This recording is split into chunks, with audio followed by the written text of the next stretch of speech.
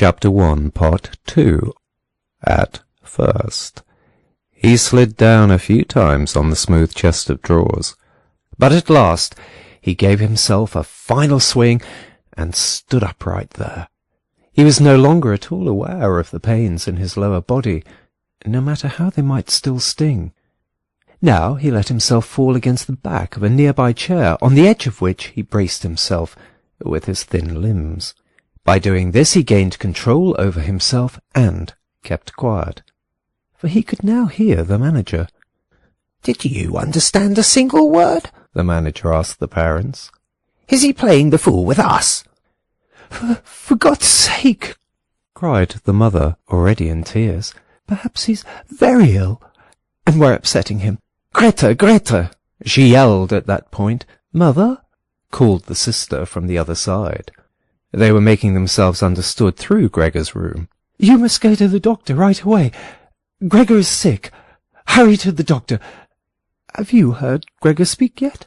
"That was an animal's voice," said the manager remarkably quietly in comparison to the mother's cries. "Anna! Anna!" yelled the father through the hall into the kitchen, clapping his hands. "Fetch a locksmith right away." The two young women were already running through the hall with swishing skirts. How had his sister dressed herself so quickly and yanked open the doors of the apartment? One couldn't hear the doors closing at all. They probably had left them open, as is customary in an apartment where a huge misfortune has taken place. However, Gregor had become much calmer. All right, people did not understand his words any more, although they seemed clear enough to him, clearer than previously, perhaps because his ears had gotten used to them. But at least people now thought that things were not all right with him, and were prepared to help him. The confidence and assurance with which the first arrangements had been carried out made him feel good. He felt himself included once again in the circle of humanity, and was expecting from both the doctor and the locksmith, without differentiating between them with any real precision, splendid and surprising results. In order to get as clear a voice as possible for the critical conversation which was imminent, he coughed a little, and certainly took the trouble to do this in a really subdued way, since it was possible that even this noise sounded like something different from a human cough. He no longer trusted himself to decide any more. Meanwhile, in the next room it had become really quiet. Perhaps his parents were sitting with the manager at the table, whispering. Perhaps they were leaning against the door, listening. Gregor pushed himself slowly towards the door, with the help of the easy-chair, let go of it there, threw himself against the door, held himself upright against it. The balls of his tiny limbs had a little sticky stuff on them, and rested there momentarily from his exertion. Then he made an effort to turn the key in the lock with his mouth. Unfortunately, it seemed that he had no real teeth. How then was he to grab hold of the key? But to make up for that, his jaws were naturally very strong. With their help he managed to get the key really moving. He didn't notice that he was obviously inflicting some damage on himself, for a brown fluid came out of his mouth, flowed over the key, and dripped onto the floor. "Just listen for a moment," said the manager in the next room. "He's turning the key." For Gregor that was a great encouragement, but they all should have called out to him, including his father and mother. "Come on, Gregor!" they should have shouted. "Keep going, keep working on the lock." Imagining that all his efforts were being followed with suspense, he bit down frantically on the key with all the force he could muster. As the key turned more, he danced around the lock. Now he was holding himself upright only with his mouth, and he had to hang on to the key or then press it down again with the whole weight of his body as necessary. The quite distinct click of the lock as it finally snapped really woke Gregor up. Breathing heavily, he said to himself, "So I didn't need the locksmith," and he set his head against the door handle to open the door completely. Because he had to open the door in this way, it was already open very wide, without him yet being really visible. He first had to turn himself slowly around the edge of the door, very carefully, of course, if he didn't want to fall awkwardly on his back, right at the entrance into the room. He was still preoccupied with this difficult movement, and had no time to pay attention to anything else, when he heard the manager exclaim aloud, "Oh!" It sounded like the wind whistling, and now he saw him, nearest to the door, pressing his hand against his open mouth and moving slowly back as if an invisible constant force was pushing him away. His mother, in spite of the presence of the manager, she was standing here with her hair sticking up on end, still a mess from the night, was looking at his father with her hands clasped. She then went 2 steps towards Gregor and collapsed right in the middle of her skirts, which were spread out all around her, her face sunk on her breast, completely concealed. His father clenched his fist with a hostile expression, as if he wished to push Gregor back into his room. Then he looked uncertainly around the living room, covered his eyes with his hands, and cried, so that his mighty breast shook. At this point Gregor did not take 1 step into the room, but leaned his body from the inside against the firmly bolted wing of the door, so that only half his body was visible, as well as his head, tilted sideways, with which he peeped over at the others. Meanwhile, it had become much brighter.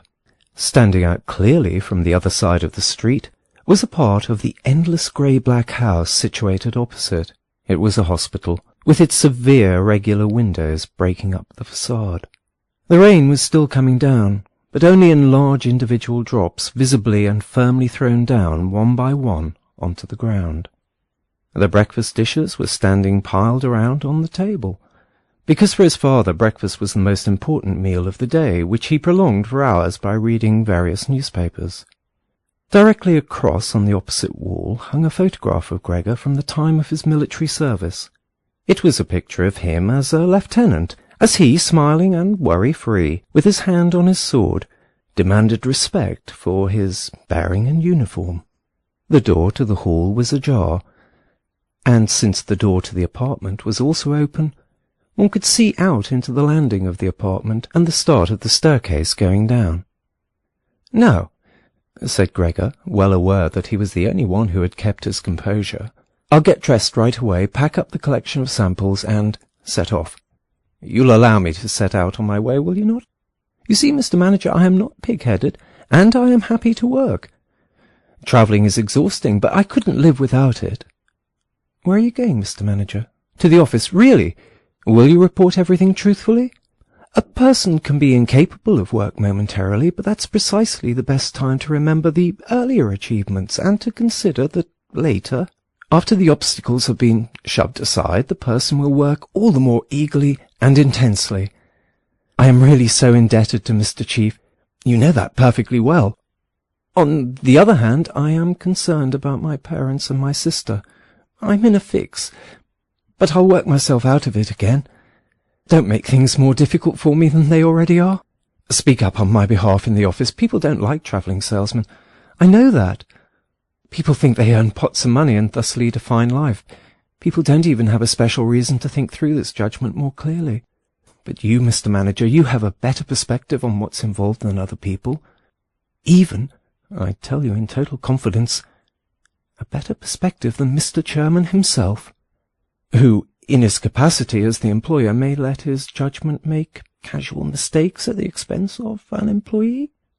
You also know well enough that the travelling salesman who is outside the office almost the entire year can become so easily a victim of gossip, coincidences, and groundless complaints, against which it's impossible for him to defend himself, since for the most part he doesn't hear about them at all, and only then, when he's exhausted after finishing a trip and at home, gets to feel in his own body the nasty consequences, which can't be thoroughly explored back to their origins.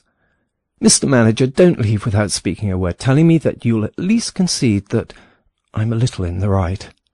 But at Gregor's first words the manager had already turned away, and now he looked back at Gregor over his twitching shoulders with pursed lips.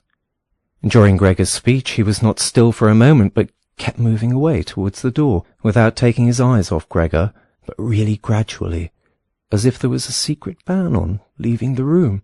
He was already in the hall, and, given the sudden movement with which he finally pulled his foot out of the living room, one could have believed that he had just burned the sole of his foot. In the hall, however, he stretched his right hand out away from his body towards the staircase, as if some truly supernatural relief was waiting for him there. Gregor realized that he must not, under any circumstances, allow the manager to go away in this frame of mind, especially if his position in the firm was not to be placed in the greatest danger. His parents did not understand all this very well. Over the long years they had developed the conviction that Gregor was set up for life in his firm, and, in addition, they had so much to do nowadays with their present troubles that all foresight was foreign to them. But Gregor had this foresight. The manager must be held back, calmed down, convinced, and finally won over.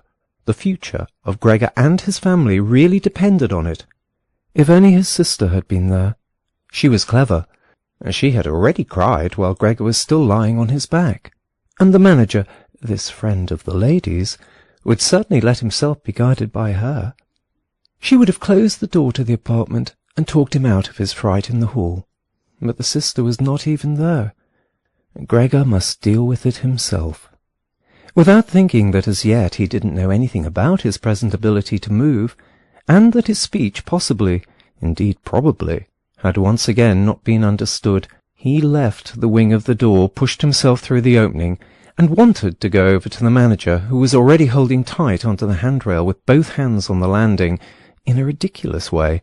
But as he looked for something to hold on to, with a small scream, Gregor immediately fell down onto his numerous little legs. Scarcely had this happened when he felt for the first time that morning a general physical well-being. The small limbs had firm floor under them. They obeyed perfectly, as he noticed to his joy and strove to carry him forward in the direction he wanted. Right away he believed that the final amelioration of all his suffering was immediately at hand. But at the very moment when he lay on the floor rocking in a restrained manner quite close and directly across from his mother, who had apparently totally sunk into herself, she suddenly sprang right up with her arms spread far apart and her fingers extended and cried out, "Help! For God's sake, help!" She held her head bowed down as if she wanted to view Gregor better, but ran senselessly back, contradicting that gesture, forgetting that behind her stood the table with all the dishes on it. When she reached the table, she sat down heavily on it, as if absent-mindedly, and did not appear to notice at all that next to her coffee was pouring onto the carpet in full stream from the large overturned container. "Mother, mother," said Gregor quietly, and looked over towards her. The manager momentarily had disappeared completely from his mind. At the sight of the flowing coffee, Gregor couldn't stop himself snapping his jaws in the air a few times. At that his mother screamed all over again, hurried from the table, and collapsed into the arms of his father, who was rushing towards her. But Gregor had no time right now for his parents. The manager was already on the staircase, his chin level with the banister. The manager looked back for the last time. Gregor took an initial movement to catch up with him if possible, but the manager must have suspected something, because he made a leap down over a few stairs and disappeared, still shouting, "Ha!" The sound echoed throughout the entire stairwell. Now, unfortunately, this flight of the manager also seemed to bewilder his father completely. Earlier he had been relatively calm, for instead of running after the manager himself, or at least not hindering Gregor from his pursuit, with his right hand he grabbed hold of the manager's cane, which he had left behind with his hat and overcoat on a chair. With his left hand his father picked up a large newspaper from the table, and, stamping his feet on the floor, he set out to drive Gregor back into his room by waving the cane and the newspaper. No request of Gregor's was of any use, no request would even be understood. No matter how willing he was to turn his head respectfully, his father just stomped all the harder with his feet. Across the room from him his mother had pulled open a window, in spite of the cool weather, and, leaning out with her hands on her cheeks, she pushed her face far outside the window. Between the alley and the stairwell a strong draught came up. The curtains on the window flew around, the newspapers on the table swished, and individual sheets fluttered down over the floor. The father relentlessly pressed forward, pushing out sibilants like a wild man. Now, Gregor had no practice at all in going backwards. It was really very slow going. If Gregor only had been allowed to turn himself around, he would have been in his room right away. But he was afraid to make his father impatient by the time-consuming process of turning around, and each moment he faced the threat of a mortal blow on his back or his head from the cane in his father's hand. Finally, Gregor had no other option, for he noticed with horror that he did not understand yet how to maintain his direction going backwards. And so he began, amid constantly anxious sideways glances in his father's direction, to turn himself around as quickly as possible, although in truth this was only done very slowly. Perhaps his father noticed his good intentions, for he did not disrupt Gregor in this motion, but with the tip of the cane from a distance he even directed Gregor's rotating movement here and there. If only his father had not hissed so unbearably. Because of that, Gregor totally lost his head. He was already almost totally turned around when, always with this hissing in his ear, he just made a mistake and turned himself back a little. But when he finally was successful in getting his head in front of the door opening, it became clear that his body was too wide to go through any further. Naturally, his father, in his present mental state, had no idea of opening the other wing of the door a bit to create a suitable passage for Gregor to get through. His single fixed thought was that Gregor must get into his room as quickly as possible. He would never have allowed the elaborate preparations that Gregor required to orientate himself, and thus perhaps get through the door. On the contrary, as if there were no obstacle, and with a peculiar noise, he now drove Gregor forwards. Behind Gregor the sound at this point was no longer like the voice of only a single father. Now it was really no longer a joke, and Gregor forced himself, come what might, into the door. One side of his body was lifted up. He lay at an angle in the door opening. His one flank was sore with scraping. On the white door ugly blotches were left. Soon he was stuck fast, and would not have been able to move any more on his own. The tiny legs on one side hung twitching in the air above, and the ones on the other side were pushed painfully into the floor. Then his father gave him one really strong, liberating push from behind, and he scurried, bleeding severely, far into the interior of his room. The door was slammed shut with the cane, and finally it was quiet. End of chapter 1.